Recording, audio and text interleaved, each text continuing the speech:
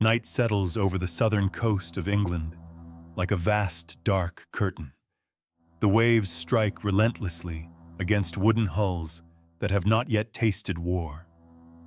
Sparks leap from iron as blacksmiths hammer through the cold, their faces lit in brief flashes of gold. Landing crews haul ropes, carpenters shout orders, and the skeletons of warships rise from the shoreline like beasts waking from a long sleep. In this chaos of labor, the wind carries a single truth. Before any of these ships touched the water, before an arrow was ever loosed, the struggle had already begun years earlier across the Channel. France had lost its king in 1328, and with him the last thread of the Capetian bloodline that had ruled for centuries. With no male heir to continue the dynasty, the throne became a contested dream. Philippe de Valois emerged from the core of the French nobility, claiming legitimacy through tradition and proximity to power. Edward of England, though younger and ruling across the sea, carried royal blood through his mother and believed his right was no weaker. What began as a legal debate soon transformed into an open wound. France crowned Philippe, but in doing so pushed Edward into a fire he had not intended to ignite. Years passed. The tension hardened into something irreversible.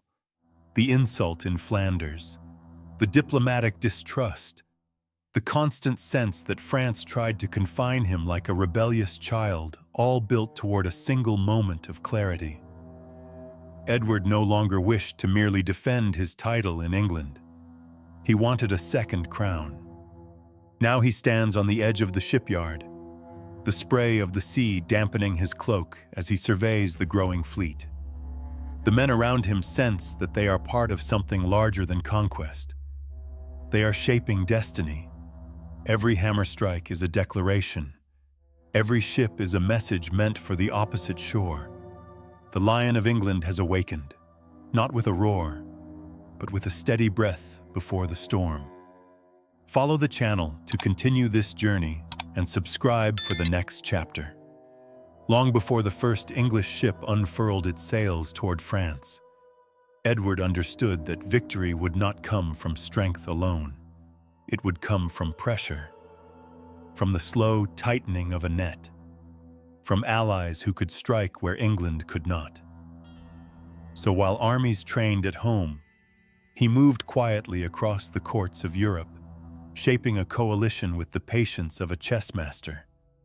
His first step lay in the medieval powerhouse of Flanders. The region pulsed with wealth from wool and trade, and its cities depended heavily on English exports. This gave Edward leverage, but leverage was not enough. The local counts publicly bowed to France, yet the merchant guilds chafed under French taxes. Edward offered them what they needed most: protection and autonomy. Secret envoys crossed the cold waters at night, slipping through narrow alleyways of Bruges and Ghent to meet with guild leaders behind shuttered doors. The agreements they forged did not speak of loyalty. They spoke of shared survival. From there, Edward turned his gaze eastward toward the patchwork of German principalities. These courts were unpredictable, ruled not by a single emperor, but by a constellation of dukes, bishops, and electors whose ambitions rarely aligned. Yet that chaos gave Edward opportunity. At lavish banquets lit by candelabras and decorated with silver chalices, he played the part of a respectful visitor. He praised their lands, listened to their grievances, and then offered something France could not: long-term commercial privileges and military support when tensions rose along their borders. In return, they agreed to recognize his claim to the French throne. Their signatures meant more than symbolism. They meant pressure on France from the east. But the most delicate thread in this web was Burgundy. Its dukes were known for shifting loyalties, guided less by ancient allegiance and more by the weight of gold and the promise of influence. Edward did not send diplomats this time. He sent treasure. Locked chests carried through forests under heavy guard. Payments discreet enough to avoid French eyes, yet large enough to tilt political balance. With Burgundy leaning toward the English cause, a crucial corridor opened between Flanders and the German states, forming a strategic chain that could encircle France without a single English soldier setting foot on the continent. All the while, Philip of France believed the conflict remained a simple dispute over homage and pride. He did not see the alliances forming in shadows, the feasts, the whispered oaths, the sealed letters exchanged beneath candle-lit balconies. He did not realize that his kingdom, proud and ancient, was slowly being surrounded by forces that owed nothing to him and everything to his rival. By the time word of these alliances began to trickle into Paris, the map of power in Europe had already shifted. France was no longer facing only England. It was facing a coalition built with gold, diplomacy, and strategy. A coalition that would test its unity more severely than any war before. Edward had not yet drawn his sword, but he had already weakened his enemy. The battlefield was taking shape long before the armies marched. The moment diplomacy gave way to steel, the Channel transformed from a barrier into a bridge for war. England had spent months preparing its fleets, gathering ships from every harbor, from rugged northern ports to the busy docks of London. When the winds finally shifted in their favor, the English horde sailed out as a single dark mass on the water. There were no trumpets, no speeches, only the rhythmic beating of drums guiding the oars and the snap of canvas pulled tight by the wind. As the fleet neared the French coast, the horizon filled with the faint line of distant villages. Smoke from morning fires drifted lazily upward, unaware of the storm approaching. Then, as the first English keels scraped onto the sand, the mood changed. Soldiers leapt ashore in heavy armor, longbows slung across their backs, moving with the determination of men who believed their king carried a rightful claim. They advanced without hesitation, forming disciplined lines as more troops landed behind them. The French countryside had never faced an enemy like this. The English did not wait for formal declarations or set peace battles. Instead, they pushed inland with swift raids that tore through farms and warehouses. Wheat fields burned. Storehouses were emptied. Roads filled with frightened peasants fleeing ahead of the advancing army. It was not senseless destruction. It was strategy, a message written across the land. The war had begun, and France was no longer untouchable. French outposts attempted resistance, but they were scattered and unprepared. Many expected negotiations to resume, believing that the tension would dissolve as it had in past disputes. Instead, they found themselves facing archers who could loose volleys faster than any French knight could charge. Small clashes erupted along the narrow roads and riverbanks, each one tightening England's foothold. The reports that reached Paris described not only losses, but confusion. Where had this force come from so suddenly? And how had it crossed the sea without warning? As the English advanced, the royal banners were hoisted in every occupied village. The lion standard fluttered defiantly above churches and manor houses, a direct challenge to the fleur-de-lis. The symbolism was unmistakable. For the first time, the two emblems faced each other not in treaties or court arguments, but on real soil, contested by real armies. Yet even as France rushed to mobilize, the psychological blow had already landed. The people saw that their king could not shield them. Local lords hesitated, unsure whether to rally behind Philip or negotiate privately for their own protection. Every hour of English movement deepened the cracks within the kingdom, turning a foreign invasion into a test of internal unity. But for the English troops, this was only the opening act. Their true goal lay much farther inland, where the French royal forces were gathering. The march across the countryside was not the climax. It was the drumroll before the storm that would define a generation. The Lions had set foot on French ground. The Lilies prepared to defend their legacy, and Europe braced itself for a confrontation that would reshape history. The summer sun hung low over the fields of Crécy, casting long shadows across the ridges and slopes that would soon become a graveyard. Edward had studied the terrain with the precision of a seasoned commander, tracing the contours with his eyes, noting every rise and dip that could shape the flow of battle. When his army reached the high ground, he knew immediately that this was where the confrontation must happen, not by chance, but by design. The English formation settled onto the ridge like an anchor, secure and unmovable. The soldiers took their positions with a calmness that unnerved even their own captains. The longbowmen lined the flanks, their bows unstrung but ready. Veterans sharpened stakes, driving them into the earth to break cavalry charges.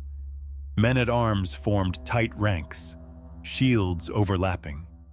Edward rode along the line, stopping occasionally to speak softly to small groups of soldiers, not as a distant monarch, but as a leader who understood that victory depended on discipline, not glory. His presence steadied them. His confidence spread like a quiet fire.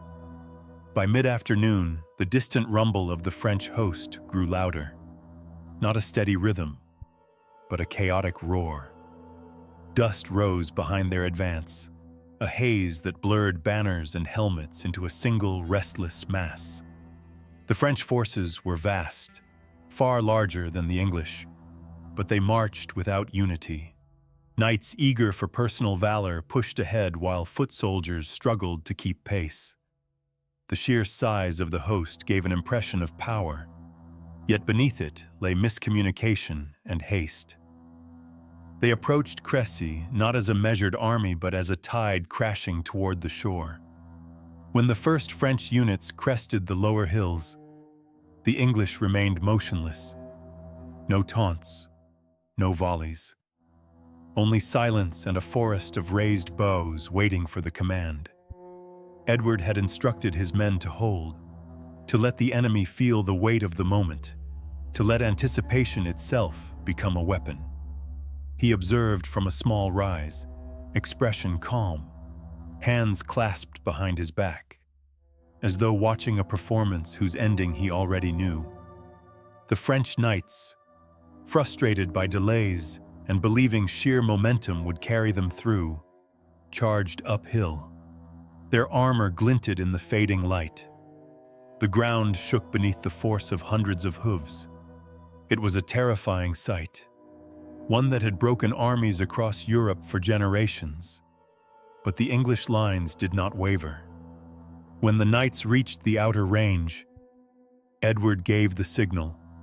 It was small, almost imperceptible, but instantly understood. The first volley of arrows darkened the sky. They fell with a sound like tearing cloth, cutting through armor joints, finding the gaps shields could not cover. Horses collapsed mid-stride, riders tumbled forward, crushed by those behind them.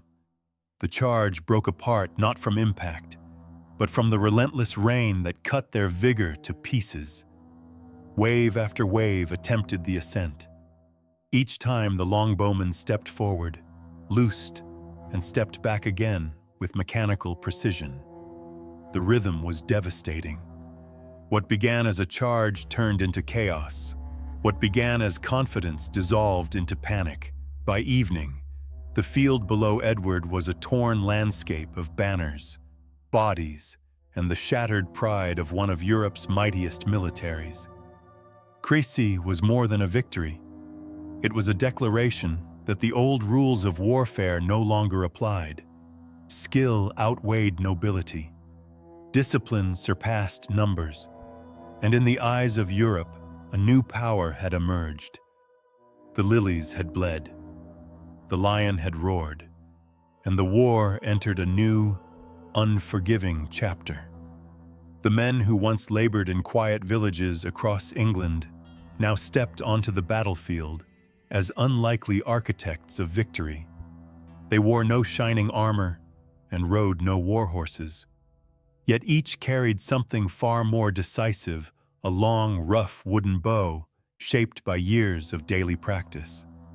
For them, archery was not a skill, but a way of living. When placed in the hands of such men, the longbow became a force that far exceeded its simple appearance. Across the fields of Europe, where armored knights had long believed that steel and honor would shield them, a new unease began to spread. When the English longbowmen took their positions, they did not enter as celebrated champions. They stood in long, steady lines, silent except for the faint rustle of bowstrings being tested. Their eyes followed the signal of their commanders. And when the command finally came, the sky shifted. Thousands of arrows rose at once, forming a storm of wood and iron that descended with a violence capable of tearing apart any formation. What made the longbowmen terrifying was not just the distance they could reach, but the relentless rhythm of their shooting. Each archer could release dozens of arrows within minutes, creating a pressure few armies could withstand. Forces that once relied on the strength of heavy cavalry suddenly faced a harsher truth. The most dangerous foe was not always the one clad in armor, but the one armed with discipline and persistence. From that moment on, the figure of the English longbowman became etched across the landscape of European warfare, a reminder that battles are often decided not by the mighty, but by those who were once overlooked. While English forces carved their path across the northern lands, France found itself weakened by wounds that came not from arrows or swords, but from the ambitions of its own nobles. The realm that should have stood united against an external enemy was instead caught in a tightening web of rivalries. Paris, the heart of the kingdom, pulsed with tension. Courtiers whispered in guarded corridors. Messengers hurried through dark streets, and every alliance formed in daylight was shadowed by suspicion when night fell. At the center of this disarray stood two powerful factions. The Bourbons, with their vast estates and deep-rooted influence, believed they were destined to guide the kingdom through crisis. Opposing them were the Armagnacs, whose leaders claimed that only their strength and clarity could save France from collapse. What began as political disagreement soon grew into outright hostility. Each faction raised private armies, fortified their territories, and sought the favor of regional lords. The quarrel was no longer about principles. It had become a struggle for dominance. Inside the royal court, the Valois dynasty felt the ground shifting beneath them. The king was expected to be the unbreakable center of the realm.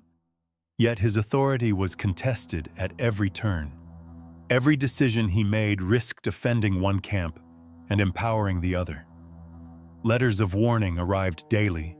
Reports of skirmishes between nobles circulated through the capital.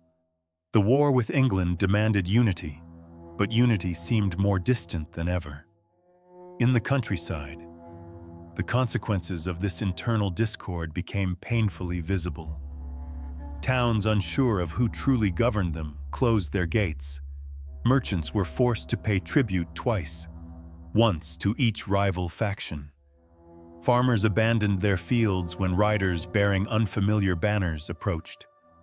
Fear did not distinguish between English soldiers on the march and French nobles settling old grievances. To the common people, both brought danger. Meanwhile, the English advance continued. Edward and his commanders did not need spies to understand the fractures weakening France. Every hesitation on the French side, every delayed order, every dispute in Paris gave their armies more freedom to push forward.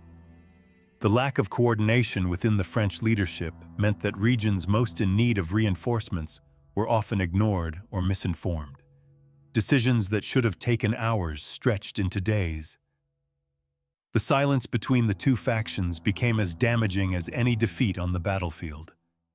Inside Paris, tension grew so heavy that even the royal guards felt it.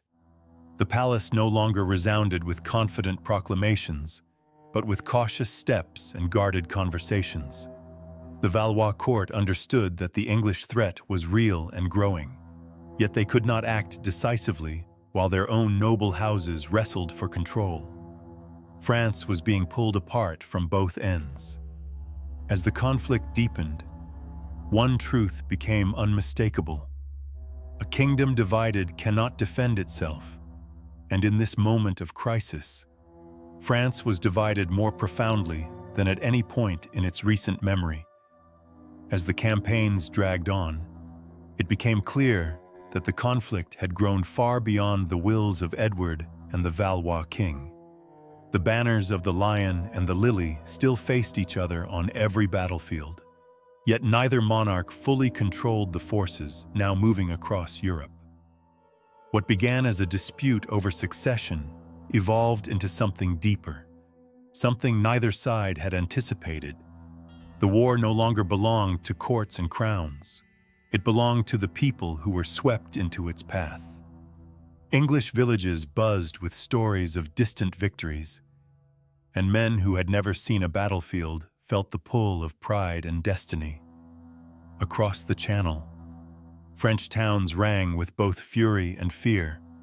The war turned into an expression of identity, as if entire societies were trying to prove something about themselves. The English carried the belief that discipline and innovation could reshape the old order of Europe. The French held fiercely to the notion that tradition and honor must not collapse under the pressure of foreign ambition. These ideas clashed as sharply as any sword. Merchants, farmers, craftsmen, even children began to see the struggle as part of their lives. English smiths hammered out stronger arrowheads not simply for profit, but because they believed their craft served a national purpose. French masons reinforced town walls with a determination that felt personal. The war was no longer fought only by knights whose names filled royal scrolls. It was fought by entire communities whose futures were now bound to its unpredictable course. Across the battlefields, the tone of combat shifted. No longer were armies merely executing the commands of kings. Soldiers fought with a sense of representing their homeland itself. English archers loosed their volleys, believing that the rise of their island kingdom depended on them. French foot soldiers braced their shields as if they alone stood between their families and foreign rule. Every clash echoed with a conviction that extended far beyond royal ambition. At the same time, the war reshaped the landscape of Europe in ways that neither monarch intended. Ideas spread with armies, and foreign customs became familiar as prisoners, traders, and travelers crossed paths. In border towns, the lines between cultures blurred. Songs of grief carried similar melodies in English and French villages. Even in conflict, people recognized fragments of themselves in the enemy, though the war demanded they ignore it. Yet the most striking transformation appeared on the fields after each battle. There, where blood soaked the earth, lay the symbols of a new age. A broken arrow scattered in the mud marked the passing of old methods of warfare. A crushed fleur-de-lis hinted at the fragility of noble power. In the quiet after combat, these objects seemed to speak more honestly than the proclamations of any king. They whispered that Europe was entering a chapter shaped not by royal decree, but by the lived experiences of its people. If you want to follow the rest of this turbulent journey through history, make sure to follow and subscribe to the channel so you do not miss the next chapter.